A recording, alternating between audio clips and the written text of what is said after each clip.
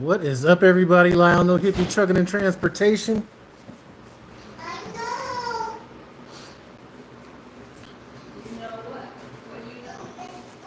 I'm gonna chill out and see if some people come in here. Or this is gonna be a very quick live.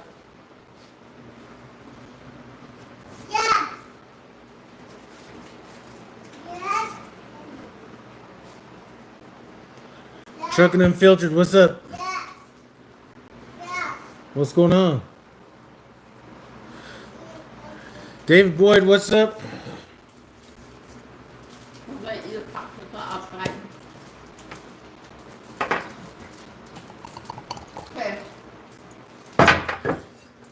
So we are kind of officially on our day off, or our time off.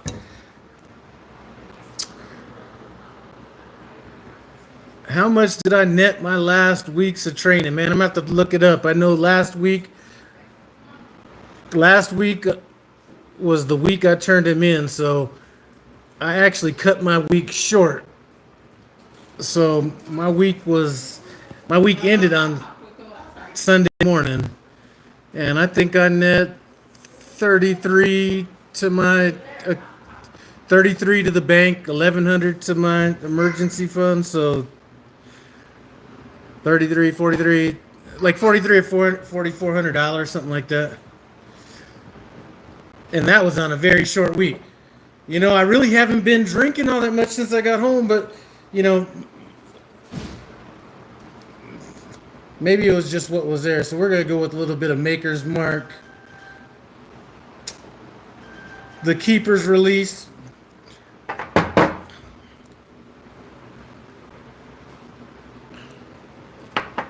That's hitting a little bit better than those other bottles. Okay. All right. Howdy, David Boyd. Trucking Unfiltered, man. I haven't had a chance. I was out training that last 10 weeks, so I really wasn't able to catch up on a lot of your stuff that you were doing, man. I was like driving and sleeping. Ed, what's up? Romaine in the Pennsylvania mountains. Me and Romaine spoke just the other day as well. Golden Boy Expert, what's up? And somebody else is saying something I don't understand. Looks like some Russian or something.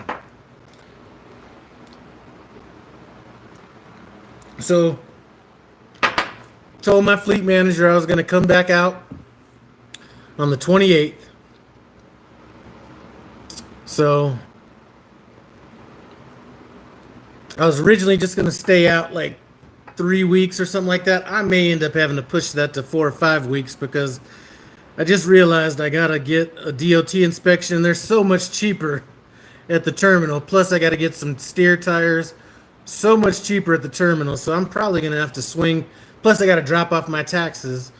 So I'll probably swing by there. So that's probably going to waste about 4 days. So I may stay out a little bit longer than what I planned on.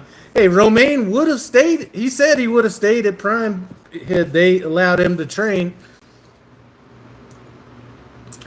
And I definitely would not order a lease purchase and train. I'm still mad at the miles I put on this last training cycle.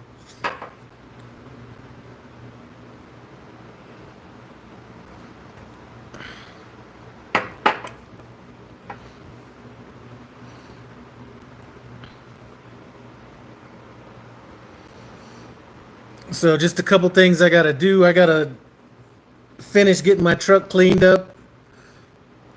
My daughter has started on that.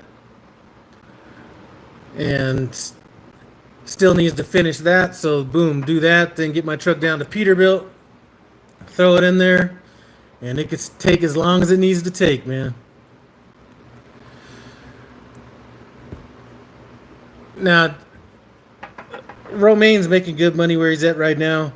That training money at Prime, I don't know what it's like for company drivers, but TNT drivers, you know, I talked to somebody that was, you know, putting up the same or higher numbers than I was. So I think my final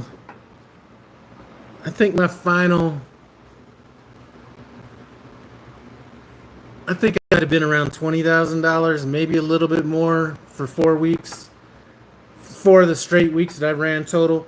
Now there were a couple weeks I made less. The first week I came in to train, I didn't have a deer guard on my truck, so I put a deer guard on my truck, so that cost me about $1,200. There was another week in there where I think I might have made like 2,500 or something, but I had my truck in the shop for about 3 or 4 days. This was in the middle of training. Oh, and I got new shocks. So all that plus the work they did, that was about $1,500. Then I just was up there on that last week, so that was a short week also. So I almost wasn't, gonna bring him in. I was gonna be like, let's just run out this week because we were doing so good. But I was like, man, this is never gonna end if we keep thinking about it like that. So you know what? Let's just pull off the Band-Aid and fucking get back to the terminal and get this stuff over with. Like I said, I will not be trained. There's going to have to be such a special circumstance for me to train again. I just can't see doing it. And I didn't really train this last time, but so even in the best circumstances, I can't see me teaming anymore.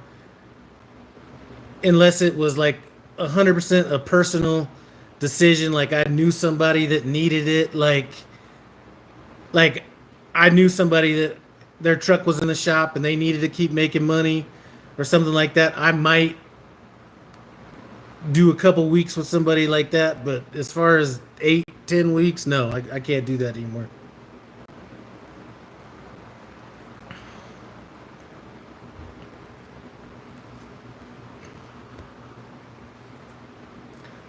Josh, man, I had to peel this all the way down, man. It was never supposed to be that high anyway.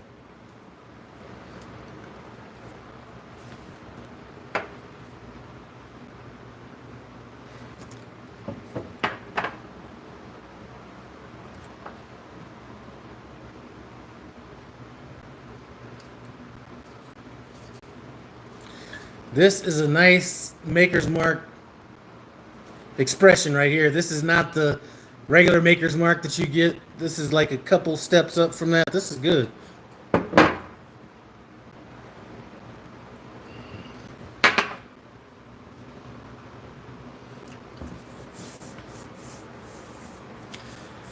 One of my boys, actually, I have a couple boys that are well, my man Rusty, he's coming into Denver right now. He just dropped off up at Budweiser and oh man, I had the biggest afro. Man, if I wasn't on this phone, I'd break it out. Man, it was like this, like, but we're talking about 70s. You know what I mean? So between like 77 to 80, I had the fro, and then probably from 80 I transitioned into the Jerry curl after that, and I had that for about, let's see, maybe a good 3 years, something like that. Man, I wish I had my other phone.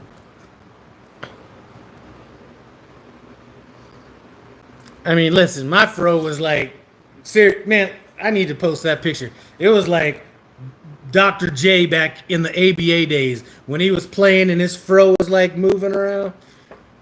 Yeah.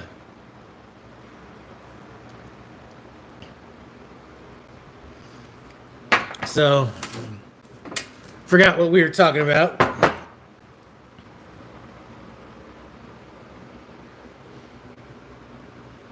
Oh, one of my boys. So I just had two guys in Colorado.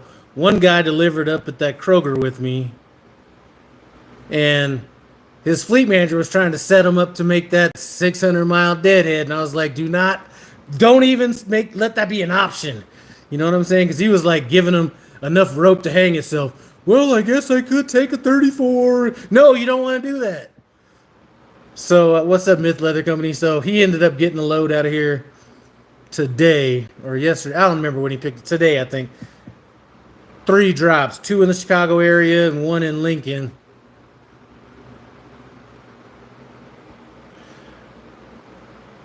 Uh-oh, Atlas got a parenting question for me. Do you think parents hinder their kids when they're afraid of certain occupations? Yeah, you kind of got to let them go through their own deal. You know what I mean? That's the hardest thing, is letting them make mistakes.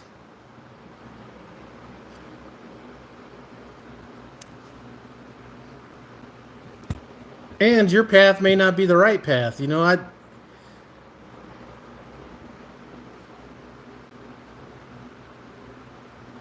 So yeah.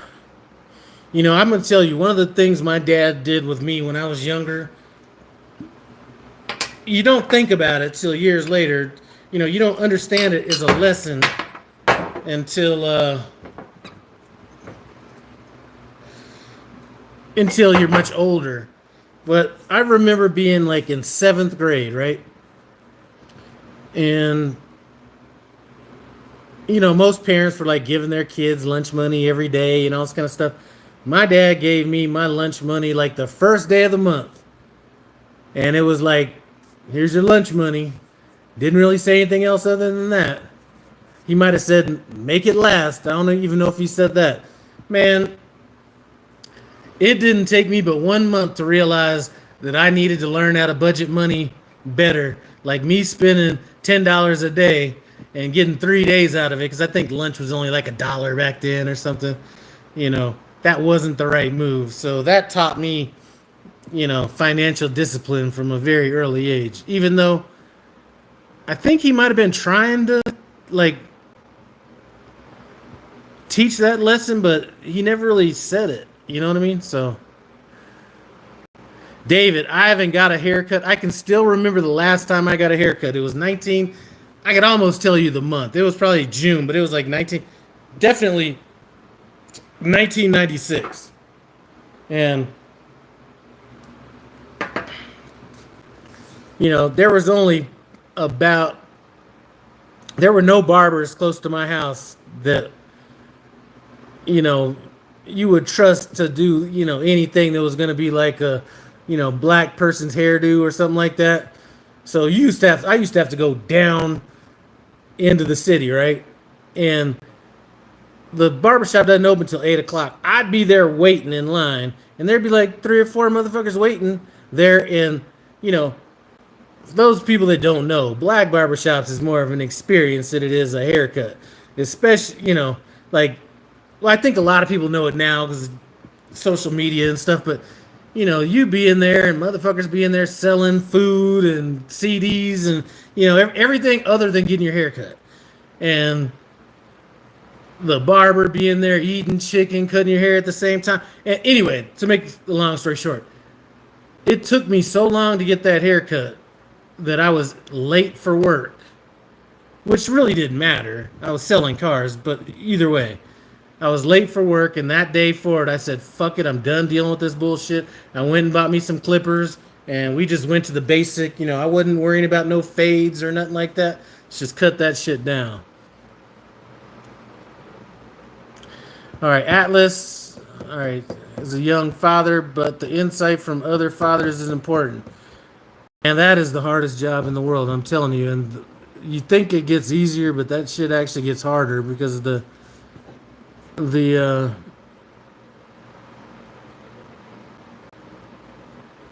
situations become harder. You know what I'm saying?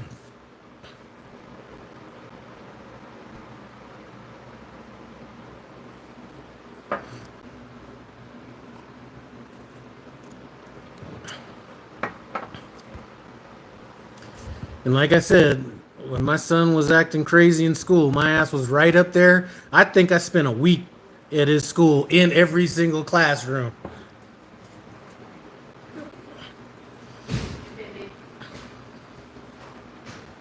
Now, grandkids are a little bit different. You don't have to be worried about discipline on that as much. What's up, Iris? Man, he was tripping out when he saw my truck out there earlier today.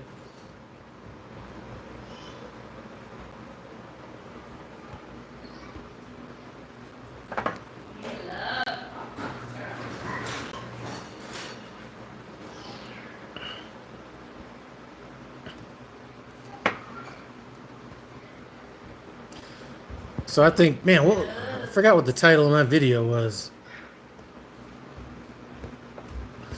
Anyway, I think my title of my video was like, this is going to cost me. And really, that was just a joke. I think my fixed costs were like $193 a week. So it's going to cost me, let's just say, let's say $800 to take off this 24, 25 days, whatever it is.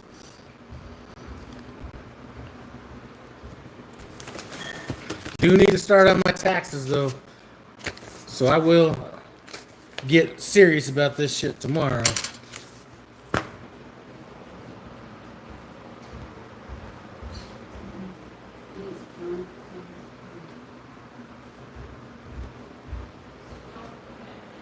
Might make some barbecue. If I do make some barbecue, if I go with ribs, we're going to be going with a Korean-inspired barbecue rib using some Korean barbecue sauces. Now, what I like about these is they're nice and thin. What I don't like is when you make ribs and you see like people putting like globs of like barbecue sauce on it. You just want that to be thin, almost like transparent on there.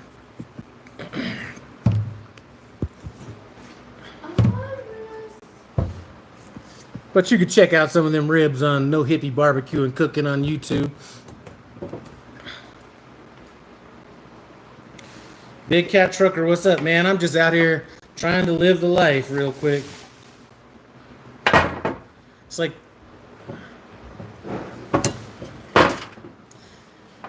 trying to binge watch this show, The Blacklist. I hadn't ever watched that show until I saw some clips on it on YouTube, and I was like, man, I need to watch that show. So I got home and started watching that. So I probably won't even be able to finish that this time when I'm out.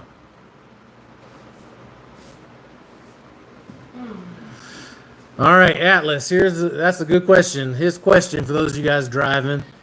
With all of your experience working W-2 and 1099, do you pay more taxes in W-2 or 1099? And I'm going to say that depends. So, W-2, you're not going to get blindsided, right? Taxes going to be taken out, all this kind of stuff. Now, not a political thing, but with the new tax code that went in like 2016, 2017, they took away a lot of itemized tax deductions for W-2 employees. So as a mortgage banker before, when I was W-2, I could write off a bunch of shit on my taxes that I couldn't write off after that. Okay? So if you were going to say that, yeah, if you were going to say this, okay, if a 1099 and a W-2 made exactly the same amount of money, the 1099 person could write off more on his taxes. But the downside to that is if there's ever a time that you need to, hold on a second.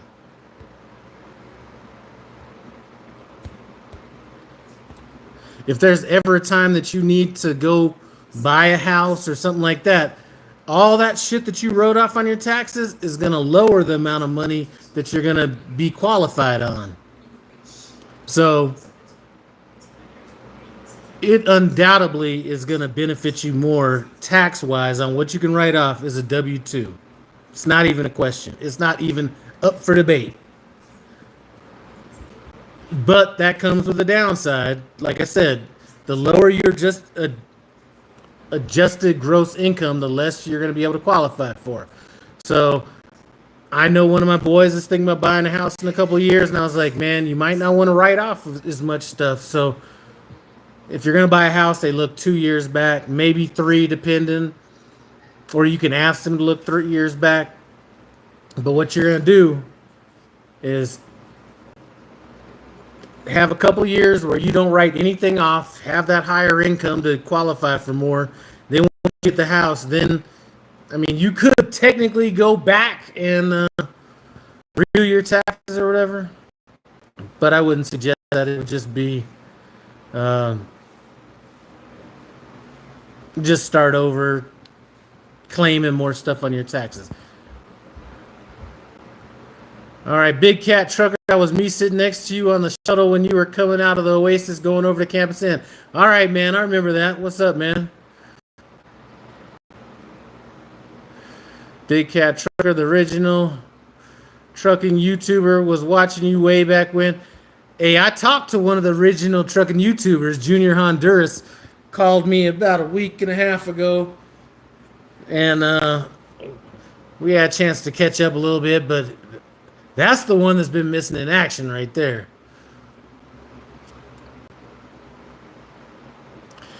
Atlas, yeah, I didn't know if that was where you were going, but that is where my specialty was financing people's homes and shit like that.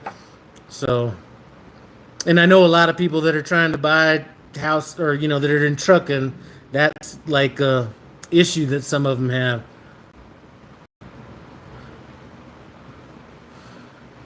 Come on over, man.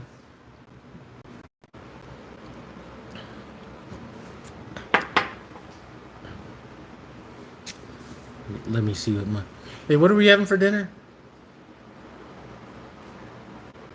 I have no idea. I'm going to bed. Going to bed for what? I go to work tomorrow. So what does that matter? I get up at 1:05. I get up. Will everybody tell my wife that we are often up at 1:05 in the morning? Well, but I'm going to go to bed early. I'm probably not going to eat dinner. All right. Shamarcus, what's up, man?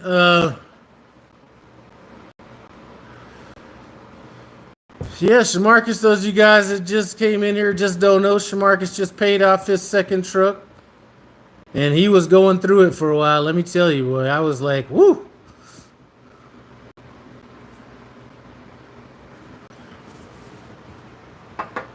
But Shamarcus should be an inspiration to anybody that's coming to Prime. Because trust me, there's enough people out there that are throwing shade on Prime.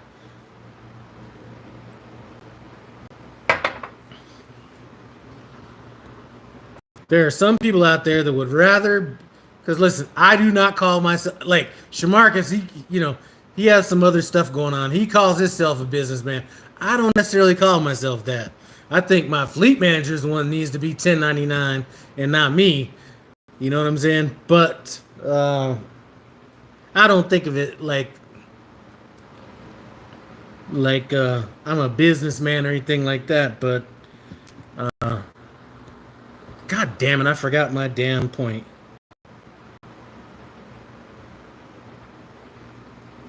Oh, yeah, just everybody throwing shade on Prime. They'd rather be business people, on the spot market, either financing or whatever, some truck or whatever, struggling through it every fucking time I see them, than actually go somewhere where they're a glorified company driver and actually making some money.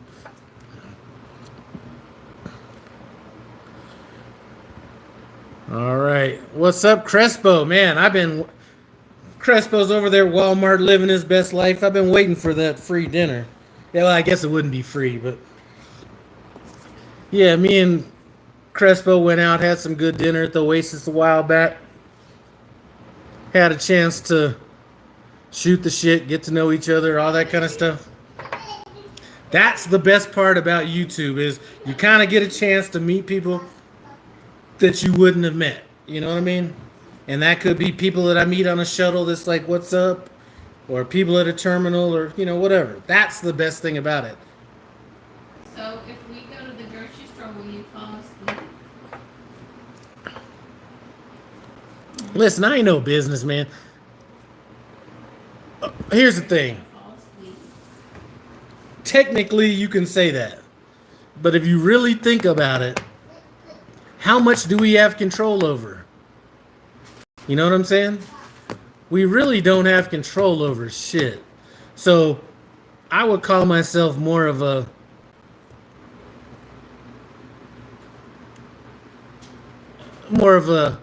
personal financial planner than I would a business owner. Because what do we really control? That's why I say the people that should be having the most risk in the company is not the drivers, it's the fleet managers. I just got a message earlier today where my fleet manager was talking about, think of ourselves as the CEO of the business. And I'm like, come on now. We don't have enough input to think of ourselves like that. And I don't mind that. And I don't mind people thinking that. But in reality, there's very little that we, you could turn down a load or accept a load or, all this kind of stuff. But the other shit that makes you money is just being a good, if it was not for trucking, it would be just being a good employee, understanding how to, operate your hours of service, driving safely, all this other kind of stuff. I mean, it's not, and I don't consider myself an owner operator at all, personally. Now, I don't fault people that do, but I don't look at myself as an owner operator. Now, if I was out there hustling my own business, and that's another thing that pisses me off, just from coming out of the business that I'm in, is you have all this shit about, we need broker transparency, and all this kind of shit. Listen, I've spoke about this before. Running the load is the easy part. Okay? So if you have a broker and you're complaining that they're making 50% of the load or whatever it is, first of all, that's on you for taking the load. Secondly, getting the business is harder than delivering the business. That is no joke. So when I was in the mortgage business, we used to have people that used to give us qualified loans, right? So, for example, if we were I just had this conversation. This could get real deep, but I'm going to just keep it kind of quick. We used to have people that would actually, they were like brokers in a sense. They would go out, find customers, kind of pre-qualify them. Then if they sent us that customer pre-qualified, whether they were ready to buy or not, that lead could have cost us, and I'm just going to use percentages and what the total would be. That could have been 25 to 30% of what my total profit would have been on that loan. If you averaged it all out. You know what I mean? So I don't think people are giving the brokers enough credit for actually finding the business, because you can go do it yourself if you want. You know what I mean? Okay, Big Cat, we can agree on this part. We are in partnership with another business, and I'm not just by myself. In my opinion, that's the way to do business. Being a businessman okay, so I agree with what you're saying, but I just don't have enough control over that of the business for me to consider myself a true business owner. The true business owner, I think, okay, I am in business with somebody that, whatever. But the counter to that is I'm in business with somebody that's on a W-2. So not only on a W-2, but has more to do with my business success or failure than what I have.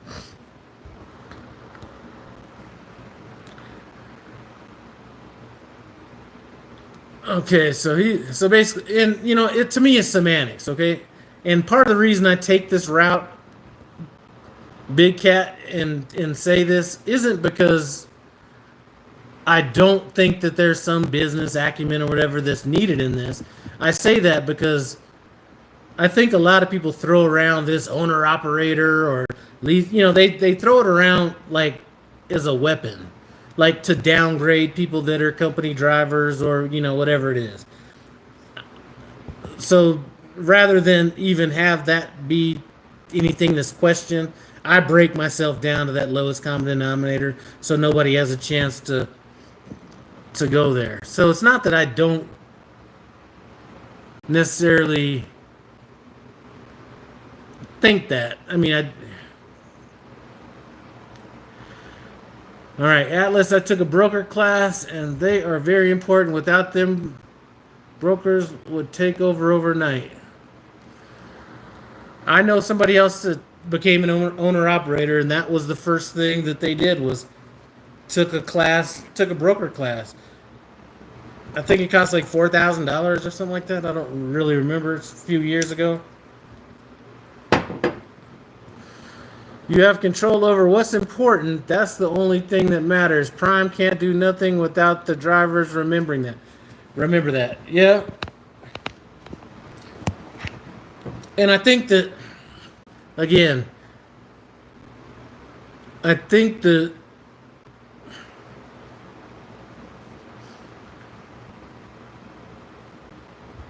I kind of don't go there too much because I don't want to have this like big dick swinging contest type feeling going on where I'm comfortable where I'm at, right? And I think a lot of people that come to Prime, I can only speak of Prime, but then they get there and then they start feeling like they're, this or that, and then they kind of end up like stepping on their own dick, for lack of a better term, because they try to overstate for everything. All right, Big Cat Trucker. I'm a W-2 on my own company, with my own company, and that's a different story. Like it or not, you are an owner-operator. If you have an LLC, you're the owner of your business. You know what? He brought up a good point, which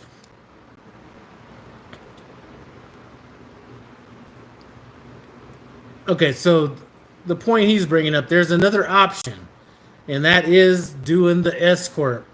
So you can, but a lot of people with the S corp don't pay themselves enough money, or at least show that on paper. But as an S corp employee, you can qualify for a house and all this kind of stuff if you have your S corp paying you X amount of dollars, and it kind of changes things up. So there is another route to that where you can technically be,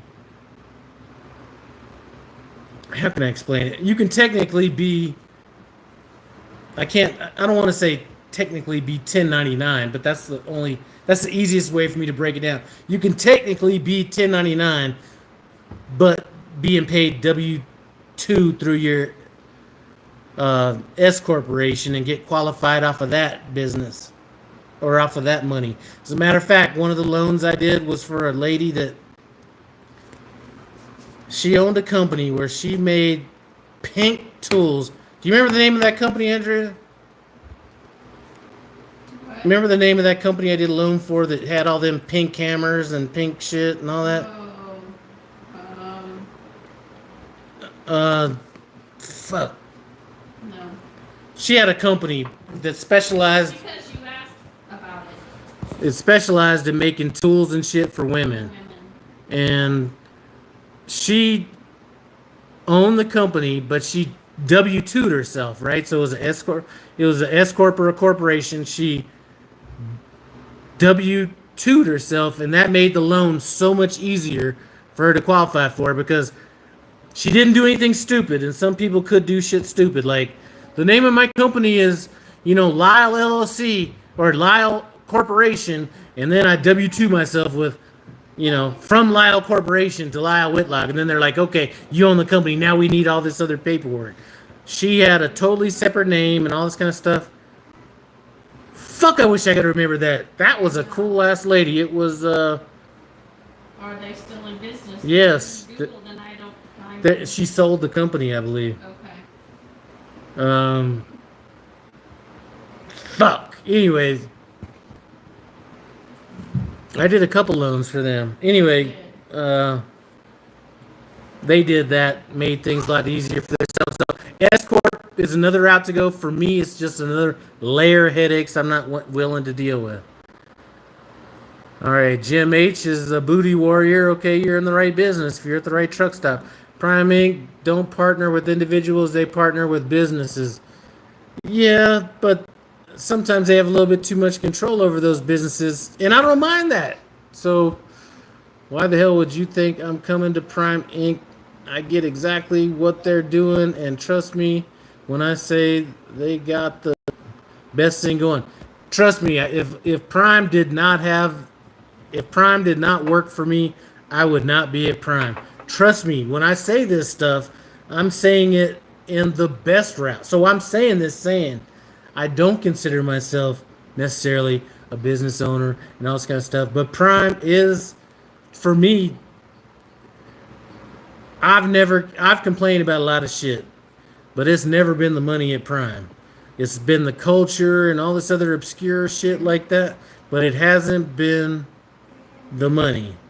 And if you do want to become an owner operator and do all that, man, bite the bullet for 3 years, do a 3-year lease at Prime, pay that shit off, boom, and then go do your thing. It's like a short lift.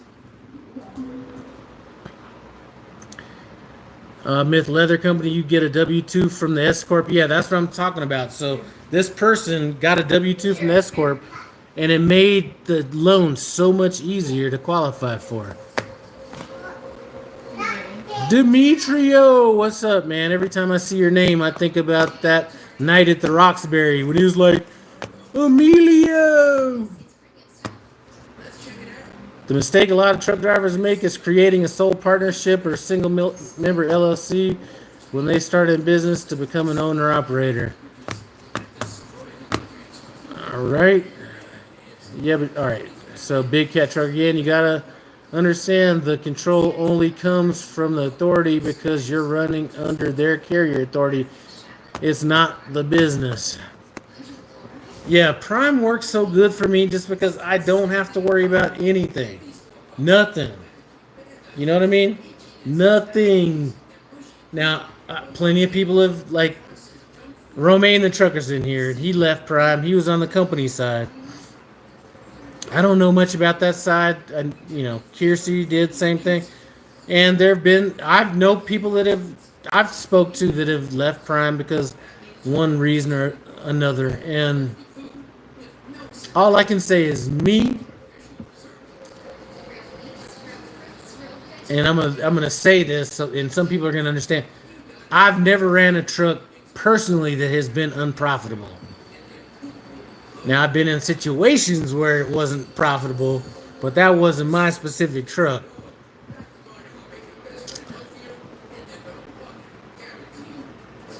And that's kind of rolled over to this. Now it's just gravy. Truck's paid off. It's just super easy. Don't have to worry about anything.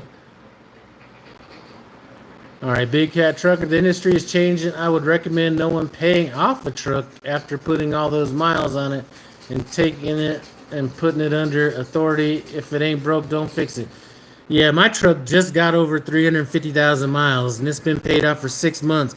And the only reason it has that many miles on it was me being loyal to my trainer that trained me, and going out for 10 weeks or 9.5 weeks, whatever it was, training with him. And listen, everybody has their own path in trucking. That's one thing I can say. Romaine's path is different than mine, or different than a lot of people's. Mine is different than somebody else's. I know people that have came trucking unfiltered, well, it could be trucking unfiltered or Tommy unfiltered. He's, somebody I spoke with, he's chosen a couple different paths. Man, if we lived in the same area, I know he was talking about getting into some junk removal, more serious. Man, I had some junk removal people come over to my house, and I was like, man, I got to get into that business. But everybody's path is going to be different. There's nobody's path that's the right way. Now, what I will tell you is I would be aware of the false prophets on YouTube. Now, if there's somebody I can give bad information to somebody that's not going to follow the same path I'm going to follow. But if you're listening to people that are failing over and over and over and over again, that is it doesn't mean that they were that they chose the wrong path. They were the wrong person for that path. And I cannot follow that person down. I can't follow them down I just can't follow them. And there's a ton of those out there on YouTube. Jacob, what's up? Okay, big bro. You were in the right place doing the right thing. I've been watching y'all at Prime for a long time. Trust me, that's why I'm partnering my business with Prime. This is such the easiest shit in the world, man. Like, seriously. Even people like Trans Am, established companies, I guarantee you, even one of their truckers breaking down is way easier than it was back before they got with Prime. Their fuel costs, I guarantee you, are way down. And people are saying, Prime could be stealing money from you off of this and that. The one logical thing I'd have to say is, if they want to steal money, all they do is they would not give the fuel discount. That fuel discount right there, if they shut that off, would be more than them stealing a little bit off the top.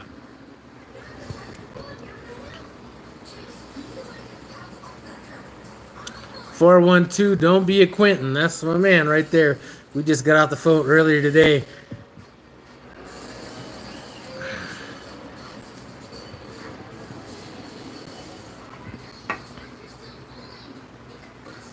And 412, he doesn't necessarily know this, but he's one of those people I talk to that I'd start feeling real old when I talk to him. Because whenever, we talk, he's like, "What's up, big bro?" And I'm just like, "Goddamn." I mean, that's just like short of uncle. Right there. That right there makes a motherfucker feel old.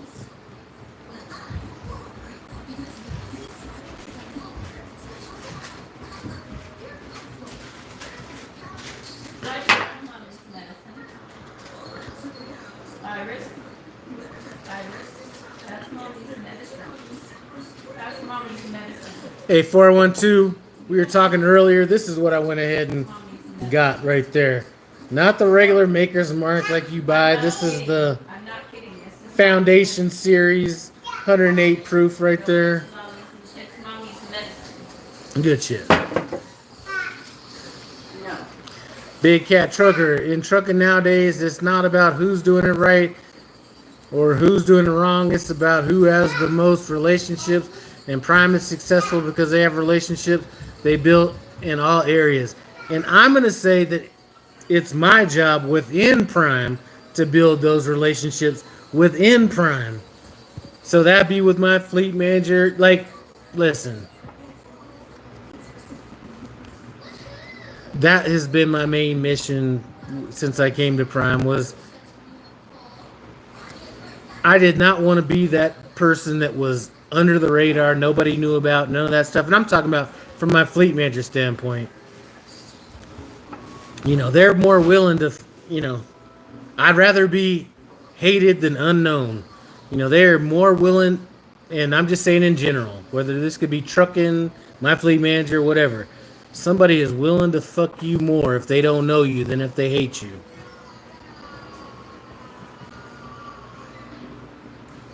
Hey, 412, I am old. You just remind me that I am. That's all. All right, in the trucking industry, not just customer freight. All right, Slime Pack. What's up? Hey, we were just talking about you earlier today, and you had spoke about another truck that you had ran, and I was like, well, the question was, have you spoke to Slime Pack lately? And I was like, man, it's been a while.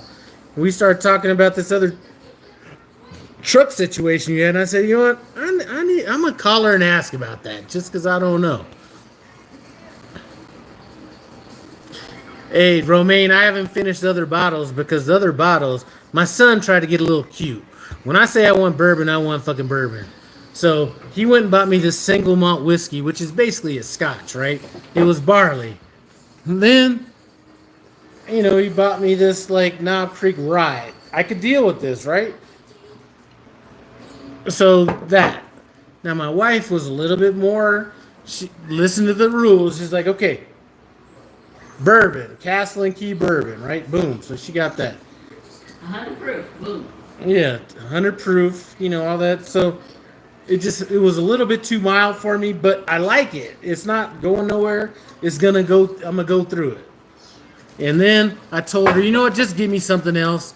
Here's your budget, $80. So she works at Costco. So she bought me this Kirkland brand stuff here, which is it's bottled in bond. It's basically a lot of whiskey and bourbon companies buy excess stock that's made from other companies. Buy it on the secondary market. A lot of your favorite whiskeys weren't made at their distillery. They may have aged it longer at their other place or done some other stuff to it. But this is one of those. And this is good, but it just wasn't hitting just quite right. I'm still have it. I'm still drinking. You know, this right here is kind of more along the lines of what I was looking for when I came home. Very kind of sweet. It's a wheated bourbon, which is what gives you that kind of sweet taste. Which is kind of what I was looking for coming home, was a sweeter kind of a... But one bourbon you can never, ever go wrong with. Wild Turkey 101, cheap as fuck, under $30 almost anywhere. And Wild Turkey Rare Breed, about $50. If I had to just have two, and then Russell's, maybe Russell's is part of that, you know, same. We have Russell's right now. If it's over 100 proof, get it. We have a Old Forester's that's 115. You know, Yeah. I'm fine with that. What you should do is just walk through there, take some pictures, and let me know. Old Forester 1920 and Yeah. 1910. The 1920 is 150. Yeah, no, that's not worth that. It's not what? It's not worth that much. No. It doesn't cost that much, I don't think. All right, Lyle, gonna ask you something when we talking about you earlier. All right. Yep, I've been watching you. Okay, I just got to my shipper about to.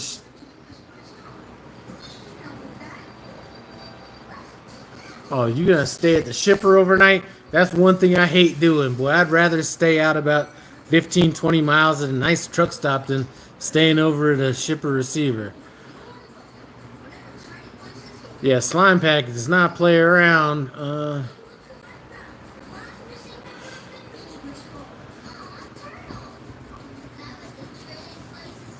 Slime Pack is what I would consider almost the perfect trucking YouTube channel.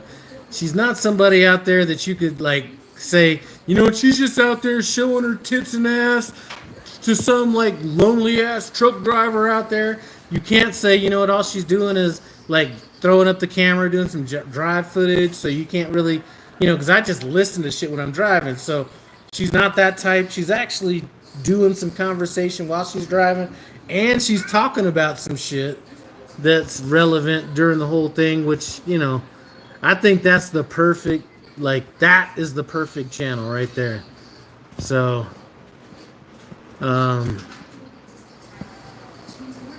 yeah.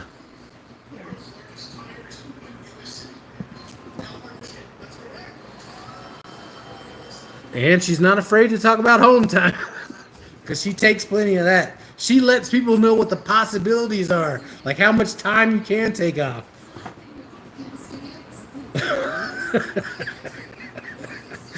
Oh, man. She does get a little clickbaity.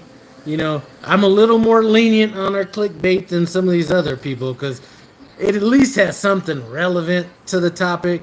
Like, there are some people at Prime, yo, their clickbait be like nothing, like their clickbait has nothing to do with the video.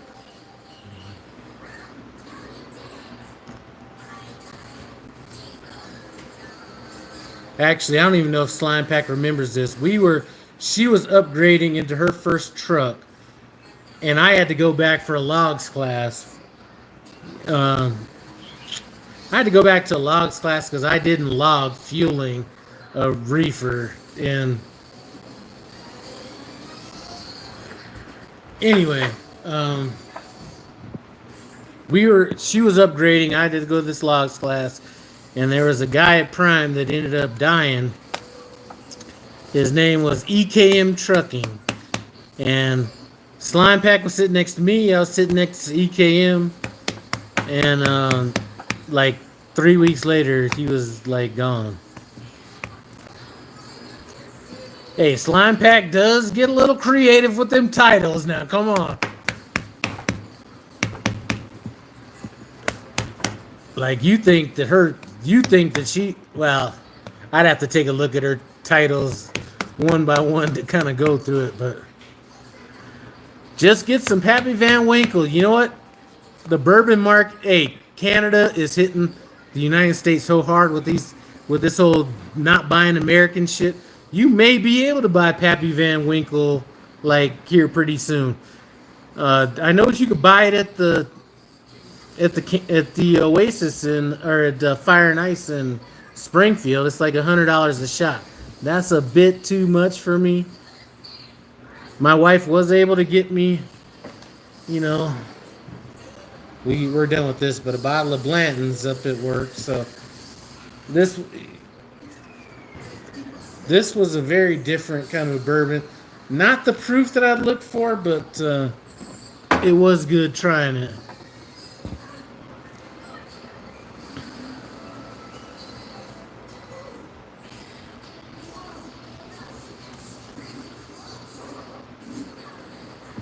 Slime pack distilleries going out of business left and right. That's what I'm saying. And at some point, these bourbons that are like on the secondary market or whatever that are costing a bunch of money have got to come down. And I don't know about Pappy Van Winkle, but a lot of this other stuff that's kind of slightly higher, like the Stag Junior or the Russell's 15, or some of those. Shit, there's a ton more. I mean, a lot of those are gonna have to start coming down. You want a blankie? You want a blankie? Oh, sorry. Sorry. See, this is what it's like being a grandfather. All this fucking crying and shit. Hey, Iris, it's okay. They're not chopping your foot off. Oh shit, that's hilarious. He lay down in bed. He was just he woke up scared. Yeah, he woke up scared. He's only a couple years out from when I get to tell him, pop your titty out that boy's mouth. That's enough. All right, make sure y'all stay tuned for my giveaway. Yeah, Slime Pack's giving some shit away. Go subscribe to Slime Pack. I always feel guilty about getting them giveaways because, real people need to be, getting that. That's what I miss about being in the barbecue channels. I always had some good ass giveaways. While I'm thinking about it, Andrew, while you're at work in the morning, if you see a good brisket up there, buy that. If not, get a pack of ribs. They usually come in 3 to a pack. All right, give me some money. There's the cash in the drawer. Okay. And you were I thought you were gonna go get your truck. So a brisket. Or the pack of ribs, baby back ribs. If you don't have baby back, don't worry about it. I'll They get. have St. Louis. Don't worry about it. I can get St. They Louis. have some baby back ribs. They have had some lately. Okay. So brisket, first choice, baby back ribs. Yeah. So you're the only thing keeping your channel from doing anything. So just saying. What do you mean? Cooking. Yeah. Fuck, there's plenty of shit to worry about before cooking. All right. Anyway, Jazz, I listen. All right.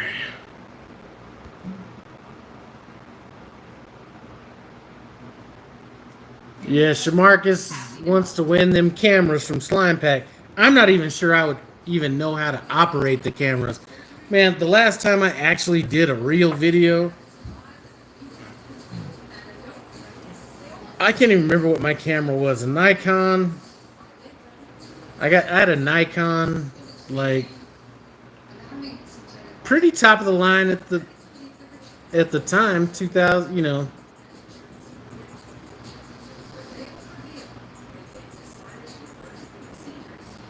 And that was that was a ton of work.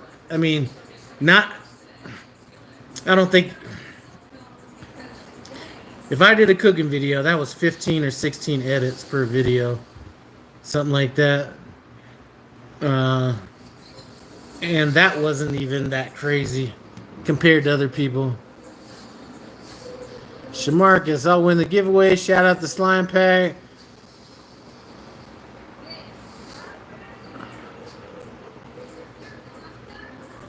Myth Leather Company, watch that barbecue channel for good.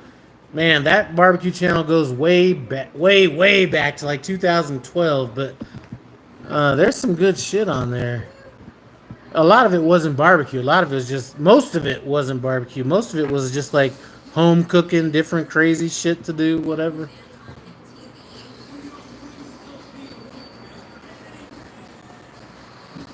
Myth Barbecue Company or Myth Leather Company, I suck at barbecue.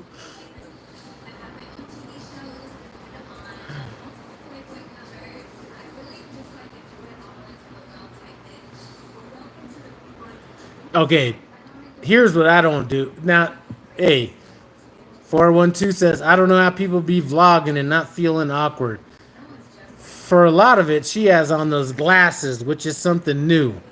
Like, I would feel, personally, I can't be walking around truck stop. Hey, what's going on? I'm just out here, I can't, man, I can't do that one. I can't. So, I could do it with the glasses where it wasn't like all that, but, I see some people out there and they're just like out there walking around. I couldn't do it. All right, Tommy, when smoking, fat side up or down and foil or paper. A lot of that's changed, man. I think I have videos on all that where I've done it both different ways. I think personally now, and I haven't fucking cooked a brisket in fucking 7 years. Very long time. I think I would cook it fat side down and I would wrap in paper and I would, something I didn't do back then because it wasn't really brought up as much, as I would reduce that fat down and I would use that as I would base the meat with that.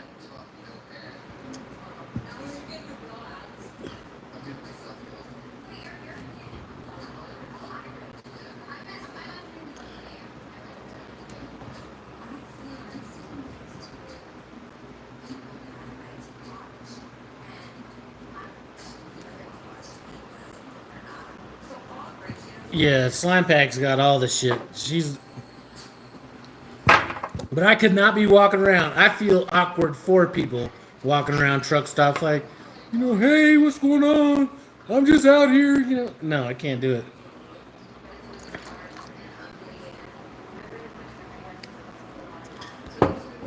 All right, Supercharged Tio. Do I like tequila sunrise? I like tequila sunrise more than I do tequila. I like a good margarita too, but just tequila straight up, it's a taste I can't do on its own. Okay, Myth Leather Company, your lady works at Costco. You probably have the hookup. I try not to have her get too much shit because I don't want them thinking that every time some special bourbon comes up, she's out there getting it. So I rarely ask her to get anything specific. The Blantons, I think maybe I said it or she just got it, but that's about it.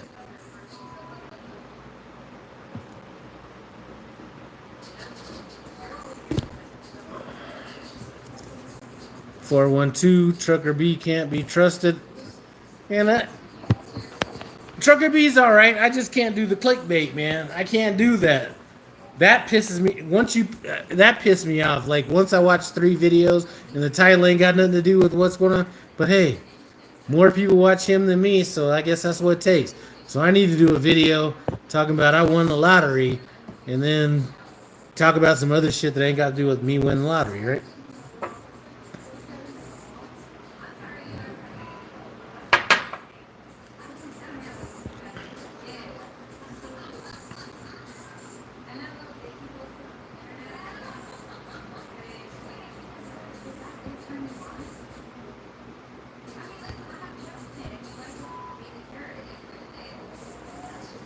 As a matter of fact, we got some. I might have to make a little margarita, a different margarita tonight with a little bit of bourbon instead of tequila.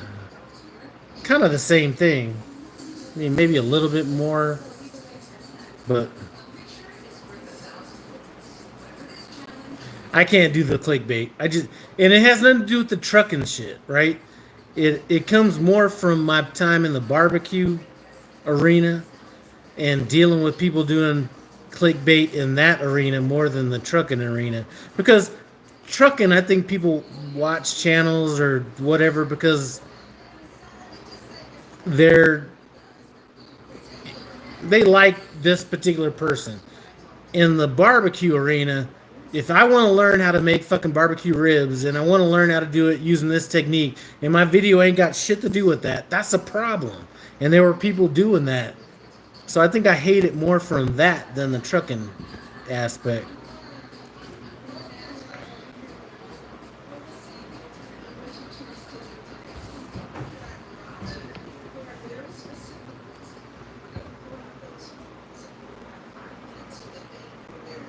And again, when people are watching a barbecue channel to learn how to cook competition barbecue ribs or whatever it is, they're looking at it for information.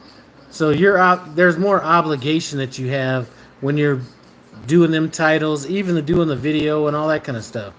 So I can't say competition ribs and then me say, well, I thought I was making competition ribs, but it just happened, it has to be competition ribs.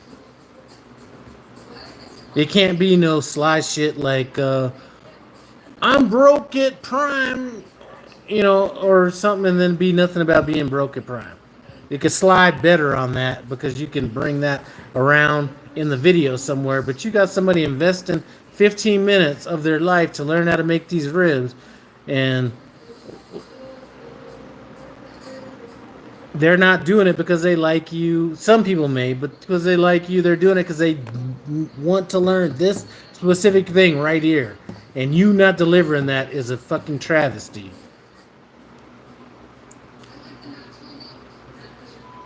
Barbecue, okay, to me, barbecue is charcoal, not smoked. Here's the difference. Barbecue is smoked. Grilling is the difference. So grilling is high heat, smoking, and barbecue is a general term, and there's a lot of different ways you can interpret that. Barbecue can be technically used as an umbrella statement to encompass the whole thing, grilling, smoking, whatever. But if you're saying you're smoking something, then that's going to be low and slow. And if you're grilling something, that's going to be hot and fast. So barbecue encompasses all different aspects of. It's sort of like if you were to say something like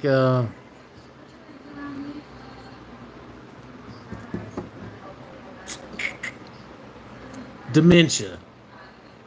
Dementia covers Parkinson's disease. It covers like all these different aspects of the same thing. But dementia is the blanket statement of it, whereas barbecue is the blanket statement.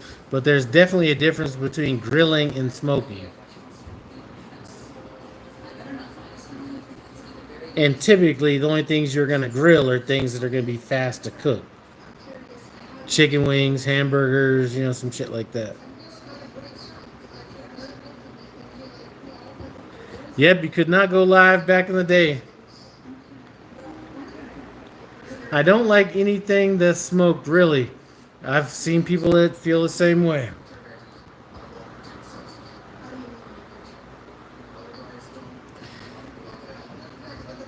I mean, shit.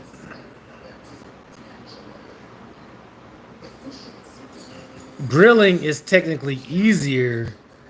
Smoking is an art form. Grilling is an application. It's just something that you do. Smoking is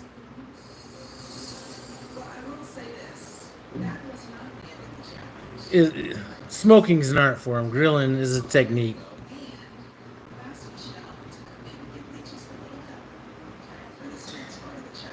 Brisket, you definitely got to smoke, but I'll be damned if I'm going to smoke some chicken wings. Chicken wings are better hot and fast. Ribs are better still smoked. Um, Now they could be smoked hotter and faster, but there's. I like grilled ribs too, though, because some people the difference is, and you can still do it smoking them. A lot of people will smoke them, and boy, look at some man. What I like is my ribs to have that nice little red, kind of like high red look before you put them on. But anyway, that's beside the point. Uh,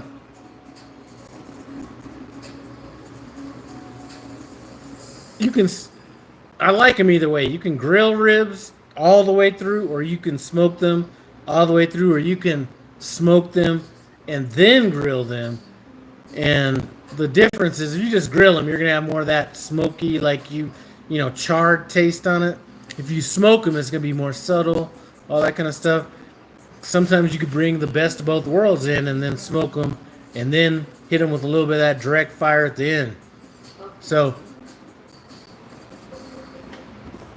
But I'm more of a competition type person, so I still would lean more towards the smoking them. And typically, I don't like completely fall off the bone ribs, because that's like that's overcooking ribs. If you had ribs where they completely fall off the bone, that's overcooked ribs.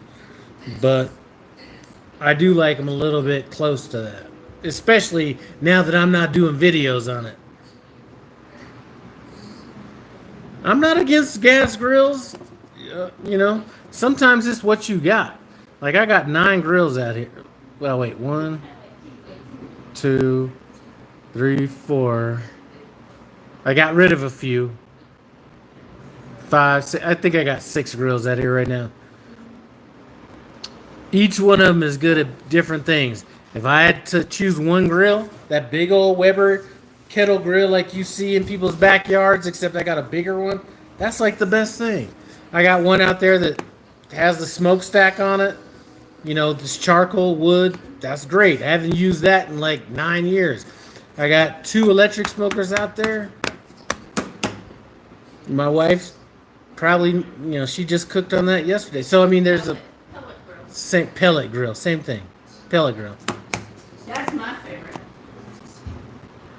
A green egg, that's a little limited. It's good for what it is, but the grill surface is too small for what you get, and it's expensive for what it is.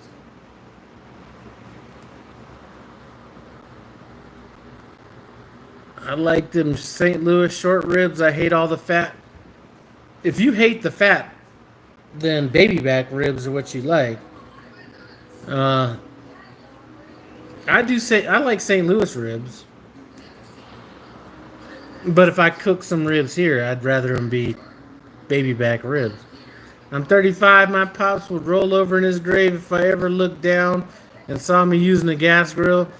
Well, some people, all they got is a gas grill, and there's ways to turn a gas grill into like a effective cooker.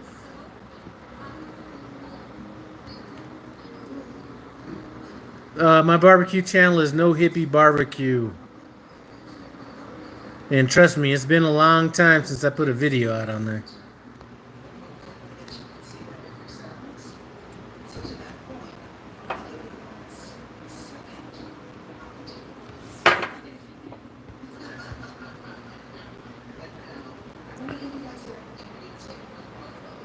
Alright, Romaine, there ain't nothing like a Jamaican jerk grill made out of a metal barrel.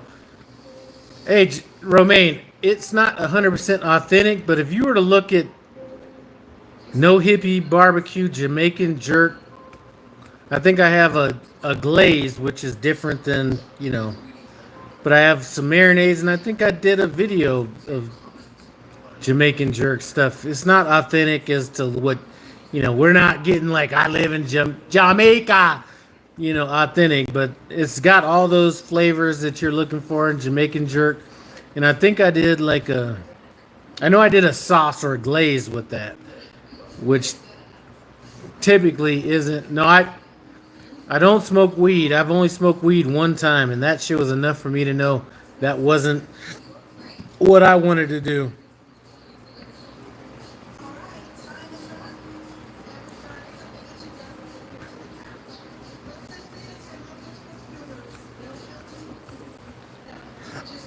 That shit made me feel like I had to think about everything I was doing. Like I was laying on the couch. Okay, I gotta put my left foot down on the couch, or I gotta put my left foot down on the floor. I gotta raise my body up. I gotta turn around to my left. I gotta get up.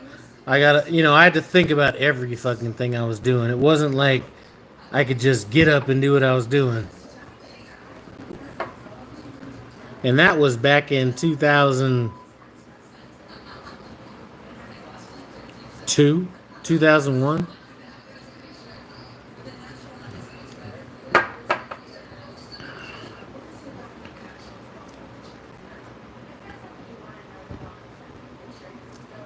One thing I wanted to do before I leave here, and I may not, I probably won't. Who knows?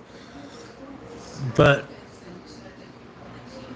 the guy that hired me when I came out here from California, he's the one whose wife owned the bar I used to be a doorman at, who hired me as a car salesman because he was selling cars. And he's probably, 70 now, 65. Anyway, no, he's got to be 70. But he was the one that I used to go to his house every night or every Sunday night to watch Sopranos back in the days. So we're talking about mid 90s, whatever. Watch Sopranos and eat Sunday night dinner. And we did this for years, and every single night for years. You want to smoke some of this? I said no every single time. Then one time I was like, you know what? At some point in my life, I'm so curious about this, I want to do it. So I did it. And that was all I needed. But this guy used to always say, Lau, he looks like Mr. Rogers with the fucking beard. And he'd say, Lau, we used to make so much money. We didn't count the money. We weighed it. And I want to see him before I leave because he's getting older. I'm getting older. And so I want to stop over there, go out to his bar, maybe his wife's bar, maybe, I don't know if he goes there. We talk a little bit, not a whole lot anymore, but I want to see it. Like,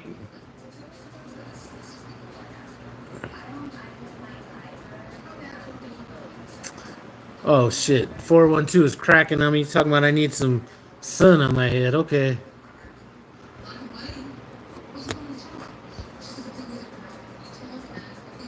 But he's a school bus driver now.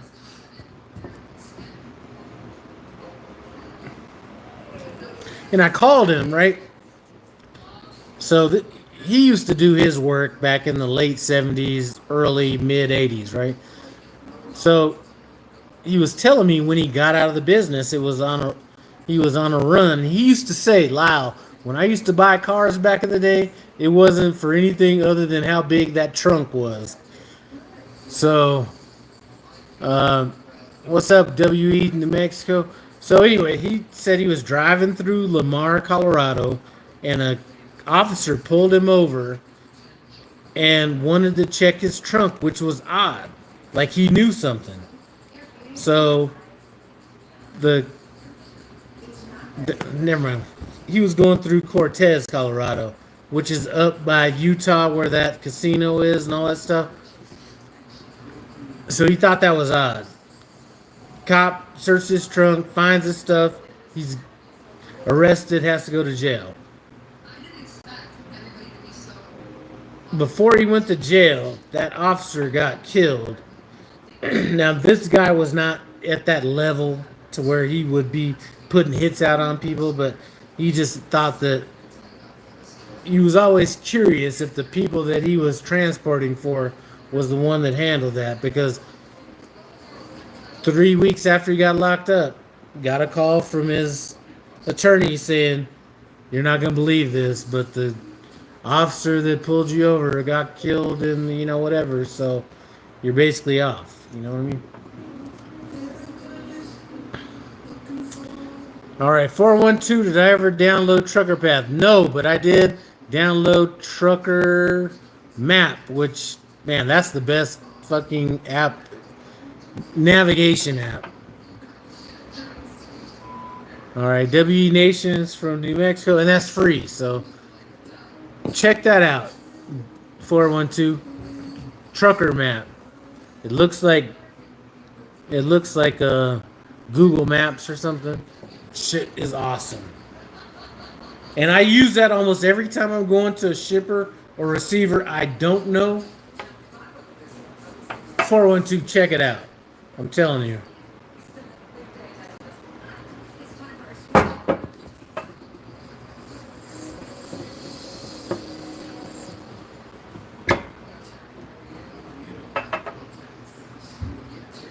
Listen, I don't got money to spend on all this shit.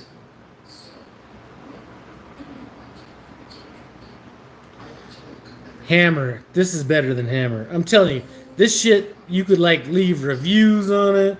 I haven't done that shit yet. I probably will just to support it, but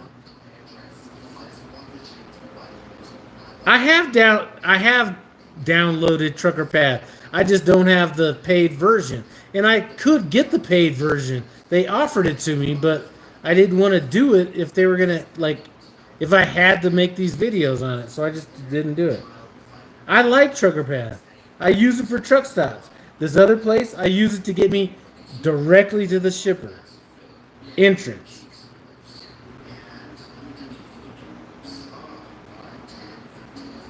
Yeah, there you go, 412. That Bourbon escrow right there.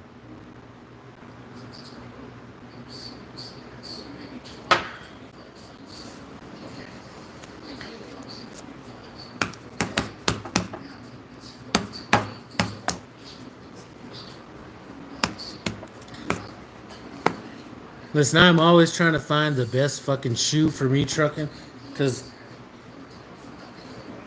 sometimes this shit, man, sitting in that position makes your knee hurt, which kind of has a ripple effect. Now I got the, hold on. This, if somebody calls me, I gotta step into some shit fast. This right here, you just step right into that. But these Brooks right here, these bad boys,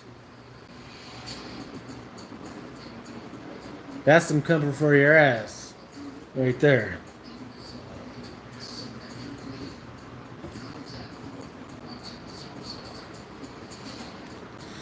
Uh, 412, I did see that video. And did you see that lady? Did you see that picture of that old black lady beating that dude up in the grocery store? See, there are certain people you do not mess around with. Okay? And I'm saying this for any driver out there, you know, whatever. If you see an old black, not old black, like if you see a black lady in her late 40s to like maybe early mid 50s, and she's got on a robe and she's walking around with slippers on, and you like act crazy to her and she acts like she's gonna be down to fight, that's not the one to fight with right there. You don't want that one. You don't want that smoke.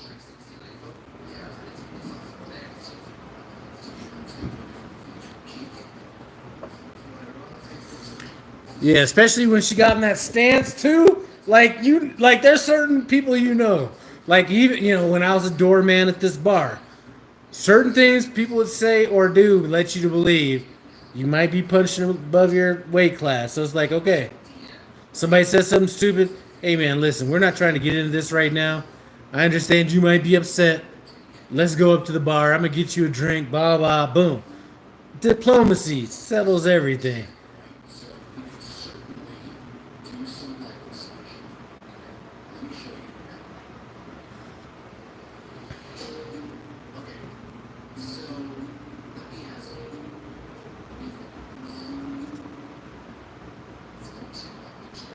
All right, let's see. WE Nation, we're going to get to that comment here real quick, Susan. Flip-flops. I cannot stand a flip-flop. Oh, my God. When I used to go to, before I got into trucking, I used to go out to Phoenix, Arizona, 1 week a month. And the one thing I hated about Arizona was people wearing flip flops everywhere. There is nothing worse. I cannot stand a flip flop. I hate a flip flop more than anything in the world. So there are all these people. Larissa's one of them. Colby's Larissa. Colt's Larissa, from 90 Day. That's what it's called. And that was before trucking. Like, nothing more unattractive on a woman than a flip flop.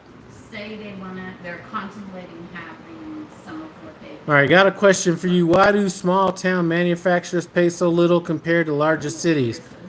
A lot of it, I don't think it's the town. It's a lot of them have to pay what the market says. So a lot of the small towns,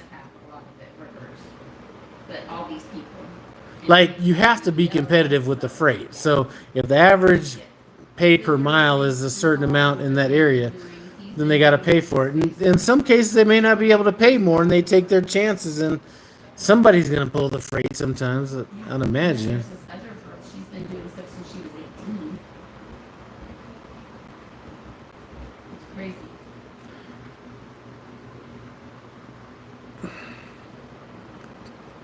Man, romaine, I don't know about that one.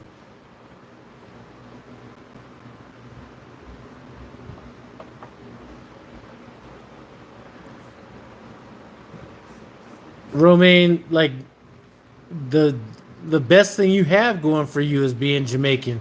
Nobody can hate Jamaican people. Like, when, what's a girl like you crying about? Like, you need to tighten up, big dog, for real. I don't even drive in flip flop. I can't do it. And really, the only reason I got these is because I needed something with more traction when winter came, because everything else I have is kind of a flat sole. So these got kind of a more grip type situation to it.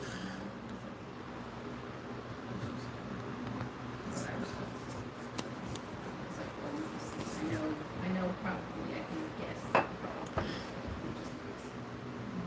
Hey, 412, with what I think is going to happen at a truck stop, I'm not sure if good shoes are going to help. I think somebody's going to shoot up a truck stop, just like they just shot up this army base. That's coming. I'm just letting you know. Now, because it's not like truck drivers are the most stable people on the earth.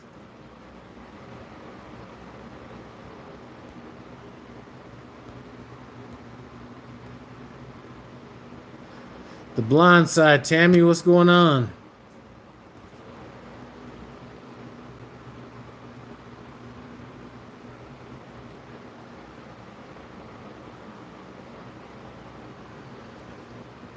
Tammy's that female flatbedder at Prime, but I don't know if I could do that one.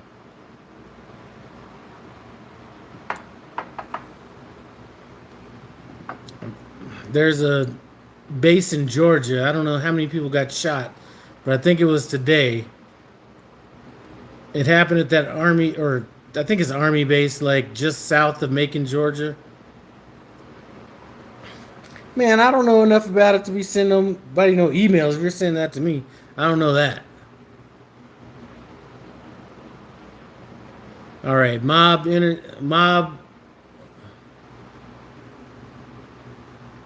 So Mob is close to it.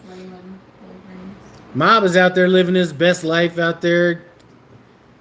He's gone from trucking to renting U-Hauls to having a tent business to shit. Next thing I know, he's gonna have some barbecue and parking over at that place.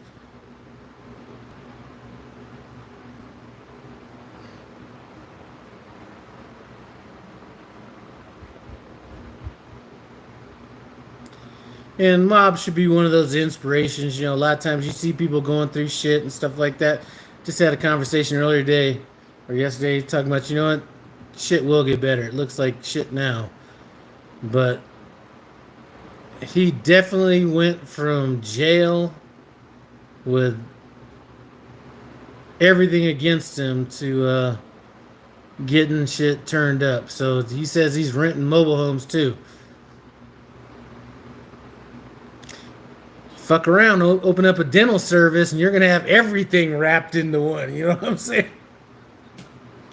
Scotty B just ran into Scotty up at the Prime Terminal. What's up?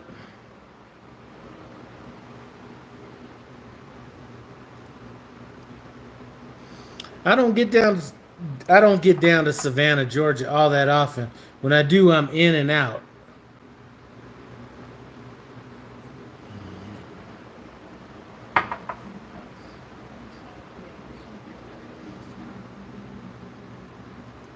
All right, Mob says it was 5 minutes from it. He lives 5 minutes from it.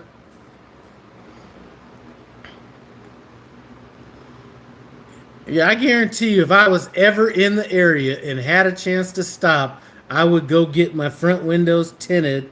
Not dark, but they got that one film that cuts out all the UV light and all that shit. I'd go and get that shit done over there. But I'm just never stopped that much.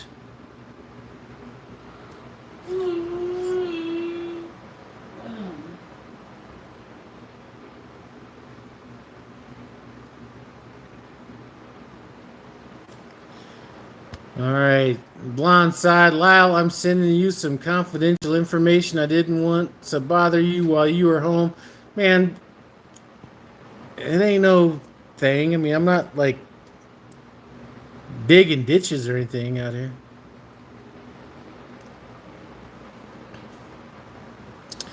Mob, it has. I'm sure you got the shit I need. I just gotta be in the area to get the shit done.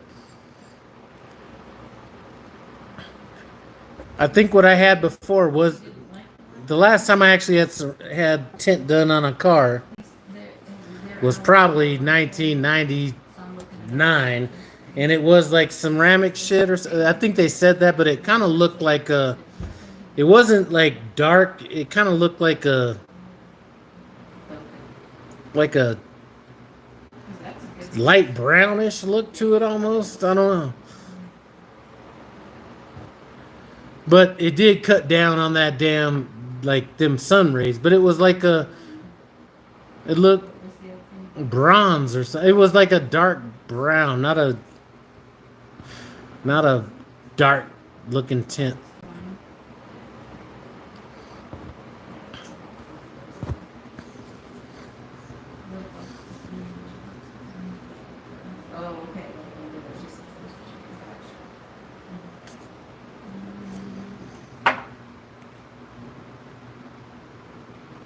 That's what I needed right there.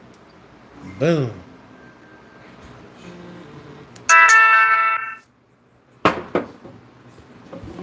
Crazy, got some crazy stuff going on. I can't read that message because it kicks me off every time I read it, but I did read the first line. That is crazy over there.